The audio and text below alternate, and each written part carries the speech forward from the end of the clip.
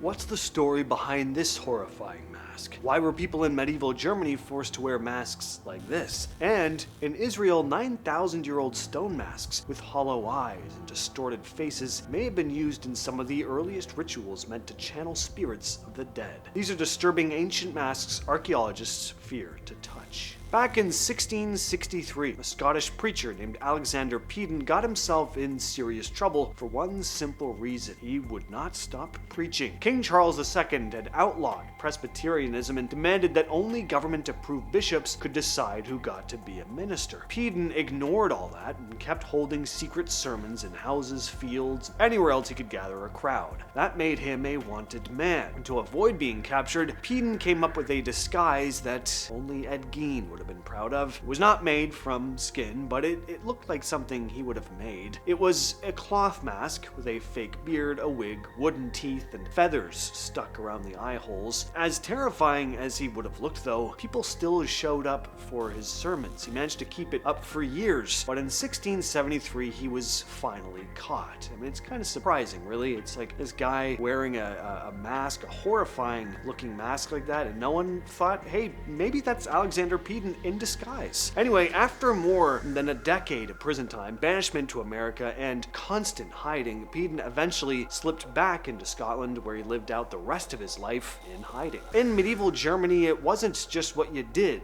that got you punished, it was what you wore. The upper class had the right to flaunt luxury, but if a commoner tried dressing above their means, the authorities would often come down on them. Not only could you be fined, but you'd also be humiliated in front of everyone with what was called a Schandmaske, or a shame mask. These were full metal pieces designed to mock whatever crime or minor infraction you'd been accused of. If you acted arrogant or showed off too much, you might be forced into a rooster mask. Big beak, comb, feathers, sometimes with bells that rang when you breathed so no one could ignore you. Drunks or people who didn't keep themselves clean might be stuck in a pig mask. No explanation really needed there. Gossipy women were punished with long tongue masks, once again, pretty self-explanatory. Others could be made to look like devils or snakes, branding them as untrustworthy or even evil. These masks were more of a social punishment than a physical one, but not in every case. Some versions had spikes on the inside or hot metal mouthpieces that would scar people's tongues. About 9,000 years ago, people in what's now Israel were making masks out of limestone. Archaeologists have found some of these in the desert and hills, and they're some of the oldest masks ever found. They've got these huge hollow eyes, of course, because people got to see through them. Really exaggerated features, too. Researchers think the masks were used in rituals. The people who wore them were probably trying to connect with spirits or ancestors. We don't know exactly what those ceremonies look like, but the masks were clearly more than just decorations. Some of them line up with other finds in the area, like plastered human skulls, which were also most likely used in rituals. Just like with most masks today, though, these things weren't meant to be pretty. They were meant to change the face of the wearer, possibly to scare anyone looking at them. In ancient Italy, the Etruscans were making bronze masks for funerals, meant to cover the faces of the dead, basically giving them a face for the afterlife. Some of them are really detailed, realistic, others are more stylized, but in all cases, they were meant to honor the person who had died. There are legends saying that if you disturb them, spirits of the dead could get angry. People believed that messing with a burial or a mask could invoke a curse. So for a lot of ancient tombs, these weren't just art pieces, they were powerful objects that connected the living with the dead. Archaeologists have found them in tombs all over Italy, sometimes with entire burial chambers filled with bronze items. The Etruscans clearly put a lot of effort into their funerary rituals, and these masks were a central part of it. So for that reason, they're said to have this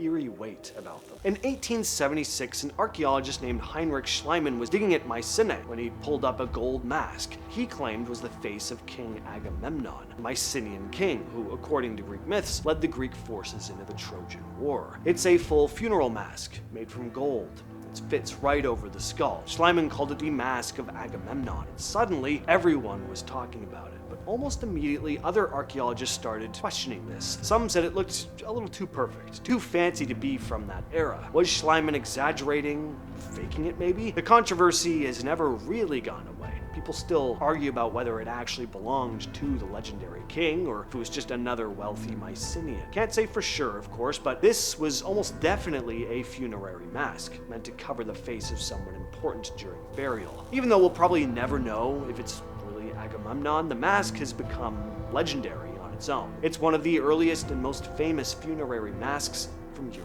The Mask of Warka, also called the Lady of Uruk, is basically the first realistic human face we've ever found from ancient times. It dates back to around 3100 BCE. It's carved from white marble, stands just over 8 inches tall. Archaeologists think it might represent the goddess Inanna, though we don't know for sure. The mask probably wasn't a standalone piece, probably part of a bigger wooden statue, with the marble covering just the exposed skin, like the face and hands. The mask was found in 1939 in the ancient city of Uruk, in a part of town called the Inanna district, which was dedicated to Inanna. It stayed there for decades until 2003, when the National Museum of Iraq was looted. The mask disappeared for a long time, but the US military eventually tracked it down, buried on a farm near Baghdad. Amazingly, it was still completely intact. Sanxingdui is one of the weirdest Bronze Age discoveries in China. The site sits in the Sichuan province. In 1986, archaeologists discovered 2 sacrificial pits packed with hundreds of deliberately broken or burned bronze jade and ivory objects from a previously unknown civilization called the Shu. They were around from about 1250 to 1100 BCE, then they just vanished. Earthquakes and landslides might explain it, but the total lack of human remains or records of them makes it super mysterious. The Shu also made masks. Some were life-sized, others the size of a small car. The craftsmanship is pretty incredible, and there's just nothing like these designs anywhere else in ancient China. And we have no written records from the civilization to help explain what these things are, or why they were smashed and buried, or of course, where that civilization went. Well, this is an eerie image. This photo was taken during the discovery of what's become known as the Gua Made green masks. Deep into East Java, there's this underground temple at a place called the Gua Made, which translates to Made Cave. This cave is home to some of the most mysterious artifacts ever discovered in Southeast Asia. A bunch of metal masks. Tests on brick from the temple put them somewhere in the early 1st millennium BCE, which is way before any big civilizations we know of in that part of Southeast Asia. The temple itself is cut into the bedrock about 7 meters underground. When archaeologists dug in, they found the masks, some life-sized, some smaller, plus pottery and Chinese coins, which doesn't make a lot of sense for the time. So, see, those coins and pottery are from much later, hundreds of years after these masks were created. In Bulgaria, archaeologists dug up this super strange mask that's about 6,000 years old from a settlement called Solnitsata. That place is known as Europe's oldest city because it was basically built around salt mining, which was huge back then. Salt was like gold. But the mask is what's freaking people out. It's almost alien looking. It's oddly shaped, the eyes are big, and it has no mouth. But why no mouth? This may be a shot in the dark, but some researchers have been speculating that maybe the point was that silence was sacred in some way, or it was meant to represent some kind of god that humans weren't supposed to or were not able to talk to directly. Outside of the pyramids, Tutankhamun's death mask may be the most iconic symbol of ancient Egypt. When British archaeologist Howard Carter opened the Boy King's tomb in 1923, this mask was staring back at him, untouched for over 3,000 years. Built out of solid gold, it was meant to make sure Tut's soul was properly protected in the afterlife. Lord Carnarvon, Carter's sponsor, died just months after the discovery from what started as a mosquito bite. Newspapers jumped on this, claiming Tut's spirit had caused it, and almost immediately the idea of a mummy's curse was in the mainstream. Other members of Carter's team and other visitors also died under mysterious circumstances. A man, George J. Gould, fell ill after visiting the site.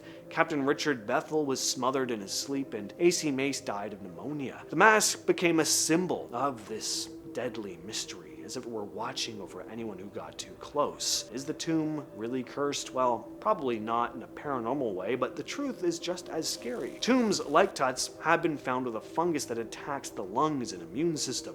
Symptoms from some of the expedition members line up with this kind of infection. Curse or not though, Tut's mask is now cemented in most of our minds as a cursed ancient artifact, a reminder that some parts of history better left alone. All that said, I've been your host, James, and I'll catch you, yes, you specifically, in the next video.